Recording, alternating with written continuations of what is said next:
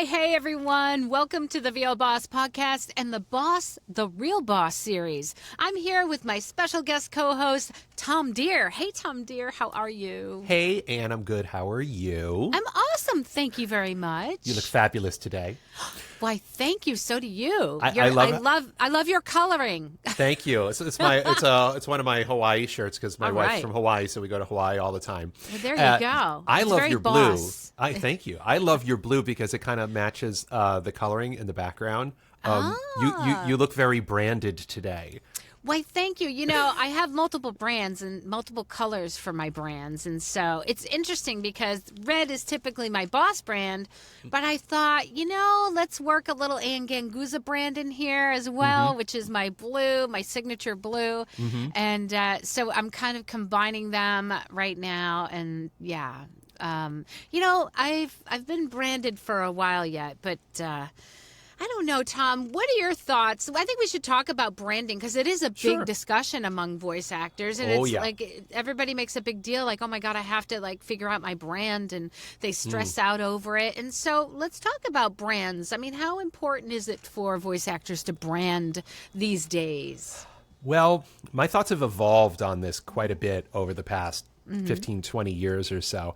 I used to be of the mind that every voice actor absolutely must brand themselves. They should design a logo, they should pick a font, they should pick a color scheme, and then their demos, their business cards, their website, their social media content, all of their outbound marketing content, newsletters and things like that should be 100% branded. It should be 100% aligned for... Well, then I fit the bill there. You're perfect. You're perfect. Okay, there you go. Okay. But over the years, now, when I had that perspective, I was focusing primarily on direct and indirect marketing strategies. Right. To get the bulk of my voiceover revenue. I agree. Myself I have included. Representation. I'm on casting sites, but for me, direct and indirect marketing was the place. And, it's like the old mentality. It's like, Ann, why aren't you wearing my glasses? Because they help me see better. So obviously they should help you see better, But since, I've gotten a little older, hopefully gotten a little wiser, and just looking at myself and looking at, all the students I've had over the years and watching what other successful voice actors do, I don't know if everybody needs to brand themselves. So... Gosh, Tom, there's been, for many years, there was no branding, right? There was no internet. There was, I shouldn't say there was no branding, but it wasn't as visible. And so how did voice actors in the 80s stand out? They didn't. They just right? They were auditioned managed. and booked or didn't. They were managed by their agents, right? Or managers. And so they didn't have to necessarily brand their businesses. They became known for their voice. And their agents were out there kind of branding for them, right? Yeah. Their reputation was built solely on the quality of their auditions and the quality of the experience when they were in the recording studio working with the clients. And that was it. The value promise was the audition. Sure. The value delivery was the recording session. And that was it. Yeah. Now with technology in general, internet in particular, and social media platforms on top of that, most voice actors feel obligated in a way that they have to brand themselves because they have to be on all of these social media platforms and they have to be spewing out content all the time in the hopes that they got to catch somebody's attention, right? To catch somebody's attention, to stay top of mind, to get them into and through the sales funnel and all of that stuff. But to your point, if representation was the only casting portal in the industry, no, we wouldn't need to brand. Yeah. But now that there are there are online casting sites too, pay-to-play sites, Voice123, Voices.com, Bidalgo, what have you. You don't need to brand yourself on there either because all it's about is the value promise of the audition and the value delivery of the recording session or delivering the files properly formatted with the amount of takes and you took the direction on the casting notice or whatever. You know what I mean? What about Fiverr? Just out of curiosity, I know we've had this. I know that's a bad F word, but if you think about it, I think it depends on how the platform is marketing you, right? Or how you are, how are people finding out about you? Well, and it's interesting right? On because the platform? Fiverr and Upwork, which are technically online casting sites. They weren't designed as voiceover casting sites like Voice123 and Voices.com, but they seem to be conducive for voiceover casting. Yeah. There's very little auditioning happening on Fiverr Right. and People Upwork. come and look and It's direct bookings. So with that in mind, your branding actually is very important. Your headshot's very important. Your tagline, your tagline, the verbiage, how you package and present yourself. Yeah, branding is important. So then if you're direct marketing, right? Or I feel that a brand is very, very important if you're direct marketing. And if people are finding you online, let's say at your website. Like for me, right, Tom, and we have different businesses, right, you and I have multiple brands. I don't have a ton of time to audition except for my agents, right, which that's a whole different way that I obtain my jobs. And I don't have any time, literally, these days to audition on pay-to-plays. However, I do exist on pay-to-plays because I want to make sure that I know the platform so that I can recommend to my students. Right. But so for me, my branding is still relevant, I would say, because that's how I get a lot of people that, that say, oh, the Ann Ganguza brand, or Ann, I see you everywhere. And that's good because that's kind of my purpose. Yeah. I have two brands. I have the Tom Dheere, the H is silent, but I'm not voice actor brand. And then I have the VO strategist brand. But and both of them serve different needs. Well, obviously, one for me as a voice actor, and then one for me as a voiceover business and marketing consultant and coach and mentor. What's interesting, and tell me if you have this experience, is that your branding as Ann Ganguza voice actor greatly informs your reputation and branding as Ann Ganguza voiceover coach, because with a very precious few exceptions, like a Maurice Tobias or a Mary Lynn Wisner, you need to be a boots on the ground, successful, consistently working actor to be taken seriously as a voiceover coach.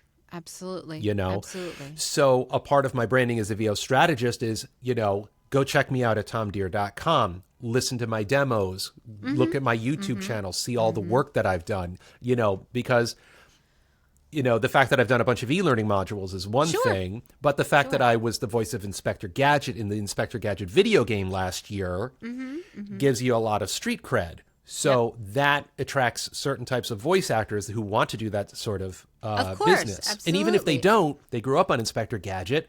So I'm writing the coattails of the brand of Inspector Gadget when I brand myself as Tom Dheere voice actor, because I was Inspector Gadget, which also then feeds into, well, if he's able to book work like that, he's competent as a voiceover business and marketing coach. So they all feed into each other. I love that you said that you branded on the coattails of another brand, and I think that's definitely a strategy. I mean, I used to talk about that all the time. Is that you are to get credibility, right? If you are the voice of a brand that is out there and that is heard and seen, then that is your brand, right? Gaining credibility from another brand, and so it's kind of a strategic partnership. Yes. And however, I think you can get that strategic partnership. It doesn't necessarily mean like, oh, I'm Ann Ganguza, I have to have blue. That's only a visual part of my brand that is one part of the encompassing brand when people come to my website. But people, if they don't come to it, they don't see anything, right? So when there's a visual part of your brand, there's an audio part of your brand, and then there is, I would say, an in-person physical part of your brand as well. Yes. That all contributes to who you are, and if people decide if they want to work with you or not, right? There's that personality part of your brand that says, I'm reliable, I'm fast, I am accurate, I have the voice that can work with your brand and make it come alive.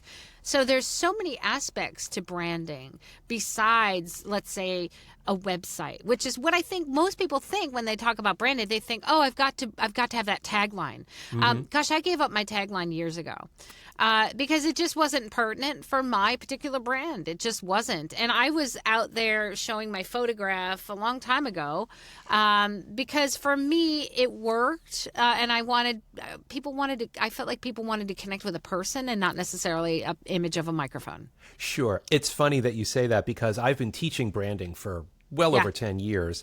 And I've always told my students that branding is telling a story. What is the story of you? But also, there's usually two ways that you can tell your story as a voice actor from a branding perspective. You can brand your sound, or you can brand your personality. So the more distinctive your sound is, or the genres that you can do, the easier it is to brand in that direction. If you've got a particularly young voice or particularly deep voice, or if you do movie trailers primarily, or if you do military fiction audio books exclusively or almost exclusively, it's a lot easier to brand. But the branding of your personality is what is the experience of working with you. So for years, I used you as one of my examples of, branding your personality, using your tagline, get ready for, are you ready for awesome? That's true. Are you ready for awesome? I like that. Right. I did use that, and I haven't used that in a while. So let's talk about that, Tom. Right. Tell me why. What was it that attracted you to that particular aspect of my brand? What attracted me to that is that you were telling everybody, you were setting expectations of what the experience of working with you is like. So there's the value promise, like I said, value promise and value delivery. This is about the value delivery. If you work with me, you're going to have a great experience. You're going to be working with a professional, intelligent, excited, ethical, prepared voice actor. That's what, are you ready for awesome means to me. Geez, maybe I'll bring that back, Tom. I mean, I why like not? That it I like that it meant something to you, and absolutely. And it's not that I actually got rid of it, Tom. I before that one, I had Dream Out Loud. That was my tagline, and I thought Dream Out Loud didn't do anything for me necessarily, because Dream Out Loud was kind of more focused on me rather than my client, right? In terms of like, are they dreaming out loud? No, they need somebody that's not dreaming. They need somebody that can speak their brand, right? And so therefore, Are You Ready for Awesome kind of helps out their predicament in a much better way. So actually, I think that's a great brand. I'll have to talk to my my web person, your webmaster business coach, my webmaster, to maybe bring that back in. And it doesn't have to be all over my page, right? It can be in certain parts of my page, or in, let's say, in my signature file, or it could be in a lot of different places. But I like that. You're right. It basically tells people this is what you're going to be working with, right? And one of the key aspects of any successful brand, regardless of whatever sector that you're in, healthcare, automotive, beverages or whatever, is that an effective company is able to identify the pain points of the customer. What do you need? What are you struggling with? And then your branding helps you tell the story of how you can solve their problems, how you can address those pain points, how you can cure what ails them, so to speak. Are You Ready for Awesome is a great way of letting them know that if you work with me, everything's going to be okay. Everything's going to be taken care of. You're going to have an awesome experience, and you're going to get what you need, which are quality audio files delivered on time, properly formatted, and that help you tell the story of your company's brand most of the time, right? Now, I do believe that is, people visually see that text. They read it, they comprehend it. There's also something to be said for your website in general, and we can have a whole nother podcast on websites, but I do believe that, like, when I go to purchase something from a website, I have to see that website and feel that I trust it, and that the people behind that website have a valuable product, and I can purchase that without fear that I'm not going to get that product delivered in a timely and quality manner. And so I assess a lot visually the product by looking at a website. If the website is not constructed in a professional manner of what standards are today, I hesitate to click and buy. And so I do feel that if you are a voice actor that has a website out there and people happen upon your website, at least have it functionally and visually professional enough so that it instills trust in your potential client. Absolutely. So that they can say, oh, okay, this looks safe, right? For me, I mean, gosh, it's like, oh, I buy online all the time. I mean, Tom, this is like the 21st century, right? Yeah. We buy online all the time. So again, that place where I buy needs to instill trust in me. Absolutely. The website tells the story of you and of the experience they're going to have as a result of working with you. Because, they're immediately, obviously, the first thing that happens as they go to the website is they see the website.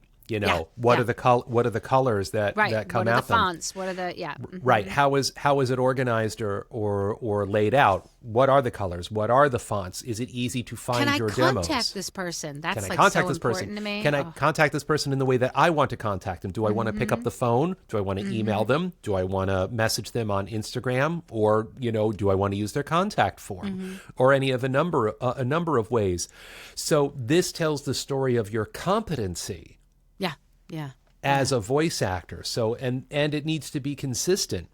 Whatever you got it. That's why you should be looking up the psychology of color when it comes to establishing a brand. Is like, what is the type of voiceover work that you do? How does that reconcile with your personality? How does that reconcile with the needs of the customers that you want to attract? A lot of this stuff is very subconscious or unconscious on the part of voice seekers when they go to your website. But what's there and what isn't there speaks to your brand. Absolutely. And there's something to be said. Like there's something almost intangible when I go to a website and I say, I like that. I would like to, but it's like pretty packaging, right? Yeah. I mean, I like that package. And so that makes me interested to want to find out more. And if the verbiage on the website is, helps me to find out more and it gets me to where I need to be quickly, because again, I don't know, how many people go around just looking at websites to say, oh, that's a pretty website, or, oh, I don't like that website. I mean, really, there's a purpose, right? People are shopping around, going to website, either find their information, maybe you somehow attracted them to get to your website to find out more about you and your brand and your voice. And if they can get that information easily and it seems to speak to you as being a credible, professional, trustworthy business product, right, that they can purchase. And then I think that really all has a handle on, it's like a part of the sales funnel, right? I feel like your brand is part of the sales funnel. It absolutely is. And that also extends onto your social media platforms and the content that you're creating on the social media platform. Yes, there needs to be, if you're trying to brand yourself effectively and consistently, the branding on your social media platforms should line up perfectly with what's going on your website. The font, the logo, the color schemes, the banners, the verbiage, and the content that comes out. All of this needs to be consistent. Verbiage. Tom, verbiage. And that means if you're on a social media platform and verbiage is coming out of your mouth that isn't necessarily conducive to promoting your brand in a positive way, we might want to think about that. That means, if you're going to be controversial or you're going to be spewing verbiage in your social platforms that may be off-brand, you might want to consider, maybe not doing that, or having a completely different brand. I feel like personal brands and voice actor brands are very close.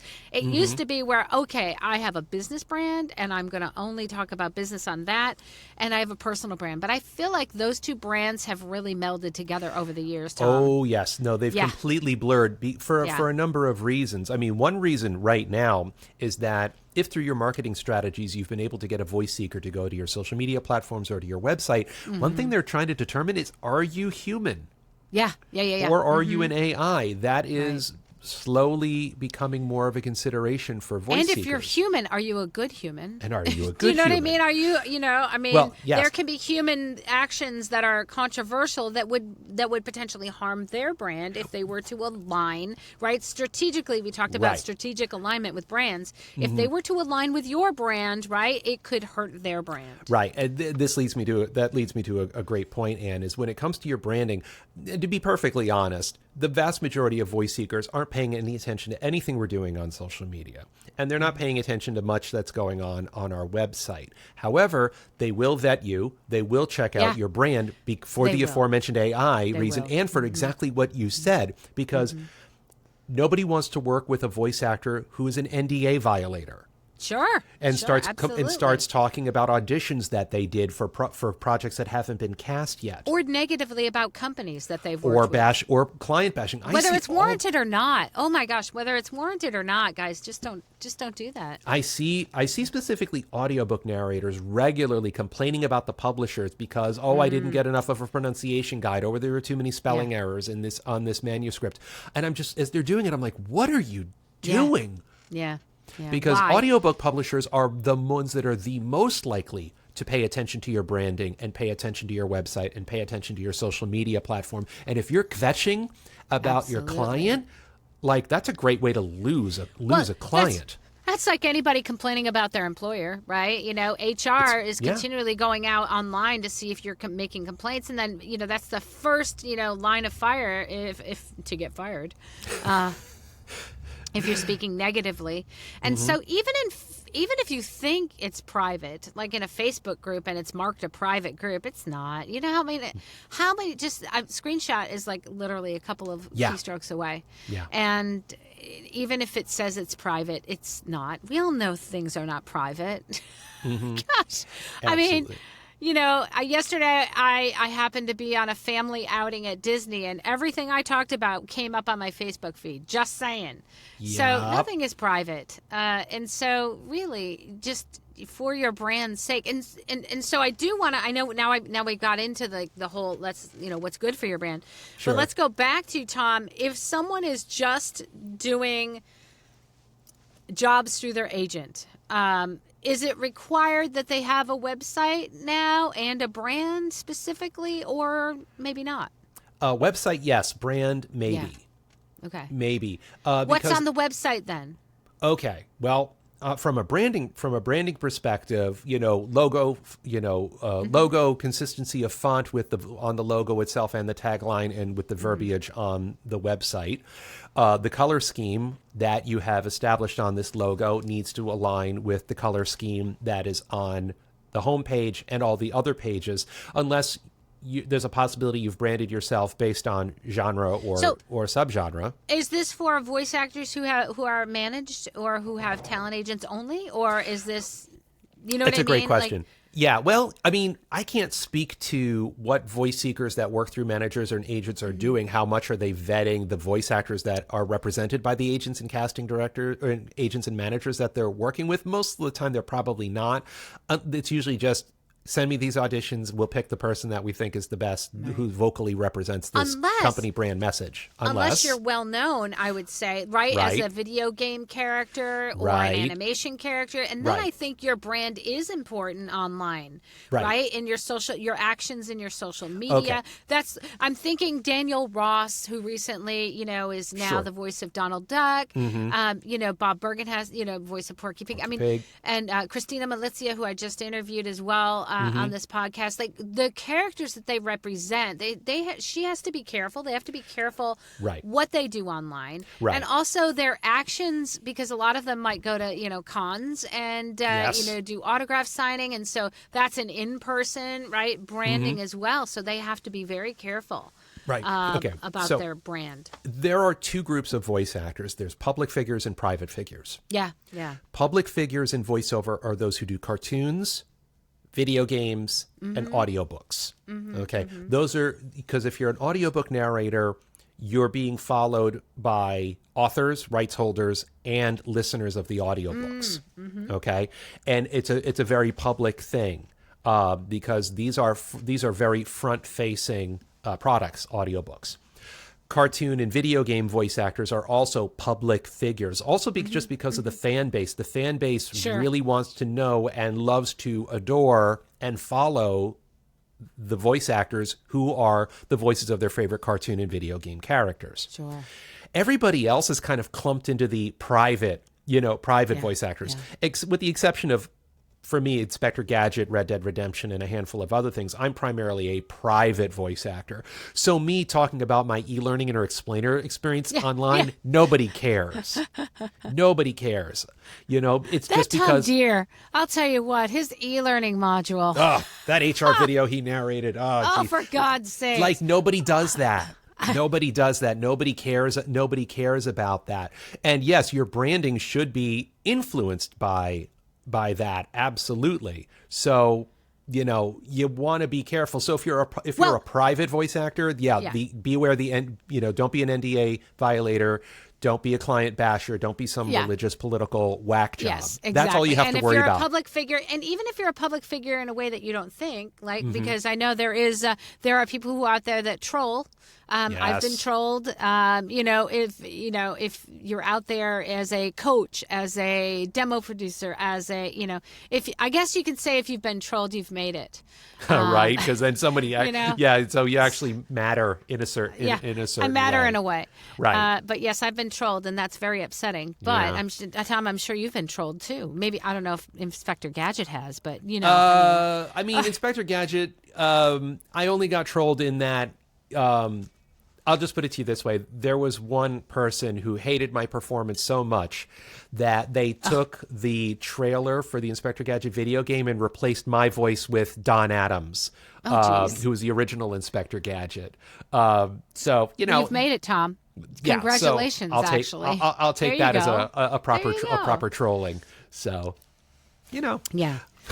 So I guess then, in essence, Tom, I know you've evolved over the years with your views on branding. Mm-hmm. You don't know if it's as necessary, or maybe just branding in general has evolved. I still feel like in this sea of voice actors, if somebody is going to see you online, then brand is important. Yes. If you're not necessarily online and if maybe you're part-time, maybe you're, and hey, there's a lot of amazing talent that we hear every single day on national spots that don't have websites. Yeah. That I don't even know. We don't even know who they are, nope. Right?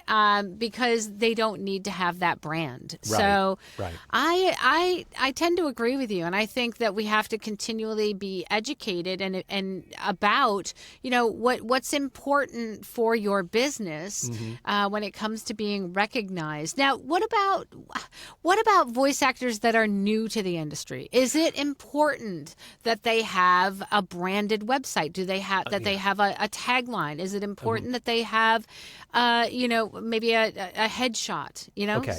I think at first it's a terrible idea. I think it's a terrible idea, because what drew them to the voiceover industry may not necessarily be what keeps them in the voiceover industry. In other words, they may not be any good at what they want to do, and they may turn out to be really good at something that they don't want to do. So from a branding perspective, they don't know their brand yet. They don't know their branding because they don't know what they can book. Yeah. So the industry. So if you're early in your voiceover journey, we're taking us bosses are taking a little pressure off you. Don't worry about branding yet. Book gigs. See what the voiceover industry tells you are the types of genres and subgenres in the markets that you can book. That is important. Then you can work. You can build a brand around that, because if that's something that's bankable, if people are willing to give you money to say this kind of voiceover work, then you can build a reputation on that, because, like we said, branding, storytelling, reputation, all of these things are intertwined. So just to have a basic nondescript website with your contact information, basic information about you, and downloadable demos, which is the most important thing to have on a website. Yes. Then let the branding come to you, and then you can also. And you're talking visual branding. Visual branding. Yes, I'm going to say vocal branding. I'm very much into vocal branding, depending on what genre you study with me, right? So vocally branding, that's something that you can have a good coach help you with, because they're going to help, and you will discover that vocal branding right, in the beginning Right. for whatever genre you're studying. Now, that doesn't mean that, you won't evolve over time, right, to have more vocal brands or more, I think you can have multiple brands that are related, but you cannot, like, if you're a young person and you sound young, right, for the entirety of the time that you are younger, for a few years at least, you're going to be more of that youthful sound, probably, if that's how you've been vocally branded. So I think if you're new, it helps to have a good coach to help vocally brand you. But visual branding, and you're right, Tom, as you go, you'll find out, what do you get hired for, right? What do you, sometimes, like, I never thought about medical. And all of a sudden I started getting hired for medical. And now, that makes sense now because I used to work in the medical field. So something I didn't know before. Yeah. What a great coach like you can help people with is, what celebrities do you sound like? Yeah. What sectors of the voiceover industry can you get work in? There's commercials in general, but then there's automotive in particular, or home and family products, or alcohol, or boots. You know what I mean? That, or cowboy boots, or whatever, that sort of thing. Anne can definitely help you with that.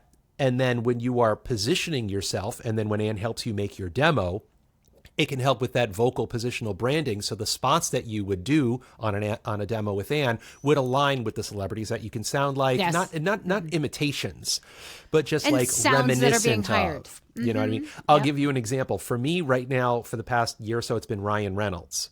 I've been booking spots because I have a Ryan Reynolds sound. Yeah, you do. A voice actor just connected with me on LinkedIn and said, "Did you know that you sound like Ryan Reynolds?" And I don't have that branding anywhere on my website. You should have that in your website.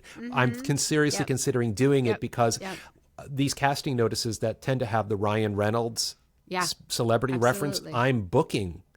So that may be something I would need to consider. But again, that's the industry.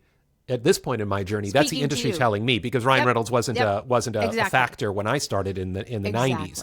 But if I was starting now and working with Anne, she's got a good enough ear to know that, like, you got kind of a Ryan Reynolds sound. Maybe we should make get kind of these kind of quirky, fun, cute little spots on your demo to showcase that particular sound. Absolutely. Wow, that was a very involved branding conversation, but I love it. I love it. I feel like we still could go on and on and on. Yeah. But thank you, Tom, so much for that. Guys, I would give a big shout out. I'm going to give a big shout out. There we go. Guys, I'm going to give a big shout out to our sponsor, IPDTL. You too can network and connect like bosses like Tom and myself. Find out more at IPDTL.com. Have an amazing week, guys, and we will see you next week. Thanks so much. Bye.